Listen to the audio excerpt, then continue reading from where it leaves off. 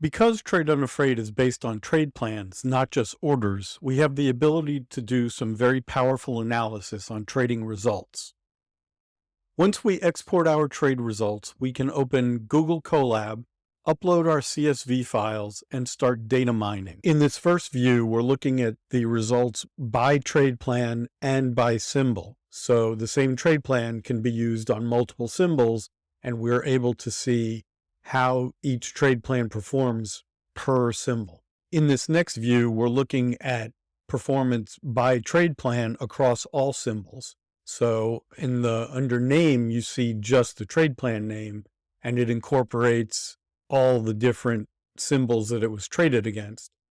The columns ultimately give you the expectancy, which is all the way on the right, but you can see that there's the win rate, which is win count versus loss count. And we'll switch now to the same exact kind of view with the same columns, but now it's organized by symbol. And then there are total profits, total losses, average win, average loss, and then the win-loss ratio. So all of that goes together to give you the expectancy. The size of your wins versus the size of your losses can actually be much more important than your win rate. Next, we have two scatter plots of P&L versus time of day, and the second one is colored by symbol. Here we have two heat maps that show the profit and loss. On the y-axis, you have the different trade plan templates, and across the bottom, you have the symbols. We've isolated just IWM, QQQ, and the SPYs. And then over on the right, you can see the actual legend for, bright green is winners and magenta is losers. And so you can see where the success and where the failures are. Here's another way to slice the data. This is wins and losses versus time of day. So across the bottom, you have from 9:30 to 4 o'clock. And you can see that the consolidated profits go up to over $200,000, ending somewhere around 10:45 or so a.m. And then we have a very serious slide ending somewhere around 2 p.m. And then it's pretty flat. So we can use this to our benefit. Scrolling down, many other ways that we can slice and dice the data. So we can have one trace per day. So each day is its own line, and you can see how profit and loss went up and down over the course of that day. We can look at the same thing where we have one trace per trade plan, one trace per symbol. And looking at trace per symbol, we can clearly see that SPY and the Qs perform very well, and that IWM is just simply a loser, at least for this particular approach. And there are other ways that we can combine the data that we won't get into right now. Since we saw that there are certain times of day that seem to be more favorable, here's a view where we've taken certain chunks of time and we've taken only the trades for those periods. So it may make sense to limit trade plans to a certain time of day. This view will let us look at the results of any one symbol and trade plan over the course of a day, and you can see the running total. So you can see each individual trade as well as the running total for that particular symbol and trade plan on that day. This next series of visualizations shows you one candle per day. So green is profit and red is loss. And so you have an open, which is your first trade. Then you have a high and a low based on where the cumulative profits for the day go. And then you have a close, which is where you end the day. So, and then overlaid on the daily candles is the blue line, which shows you the cumulative over time. So how has this particular combination of symbol and trade plan performed over the course of all these candles? So you can see IWM is really the problem child in all of these. But as we scroll down, you'll see SPY and the Qs do fairly well. And one of the things you got to think about is, how bad do you want to let a day get? You can see some pretty bad days, but they're outliers. And then also, what about winning days becoming losing days? Or on the other hand, what about a day that starts out bad recovering? So you don't want to necessarily cut those days short. So you got to figure out, where do you want to cut off a day and say, okay, I'm not giving it a chance to recover. That's as bad as I'm going to let it get. And also, once you're up a certain amount, should you stop or should you let it keep trading? So these are all things that we can visualize and quantify and perhaps make refinements to our trade plans. Something I think is worth mentioning here is you can see some EMA-based trade plans, and these are very new. The data starts in mid-September versus most of these other trade plans have been going since January of 2023. What's interesting here, I did not put much time and effort into the trigger for these trade plans. The ones I was focused more on the trade plan than the setup. So almost everything you see here is based on a 1 minute outside candle. That's why you see the word outside a lot. So it's a very simplistic, really just, mindless kind of an excuse to enter a trade. It's not a great setup. And obviously for IWM, you get a lot of bad signals.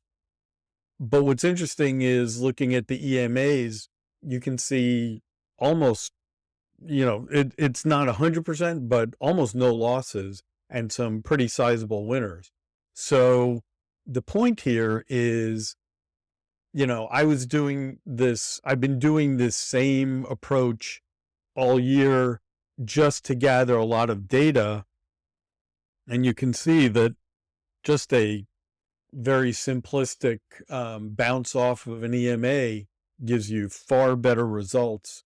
And so, you can refine both the entry and the exits and end up with a winning, hands-off, reproducible trade plan.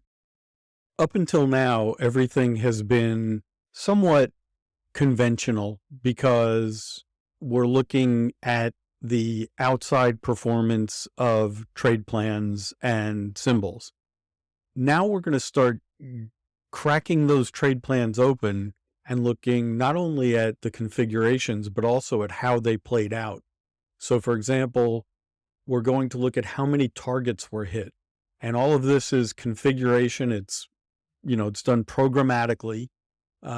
So we're going to see how different scenarios played out, and we're going to be able to look at the overall statistics, including those kinds of things that you really can't get without an algorithmic trade plan and the statistics of how that trade plan actually played out over time.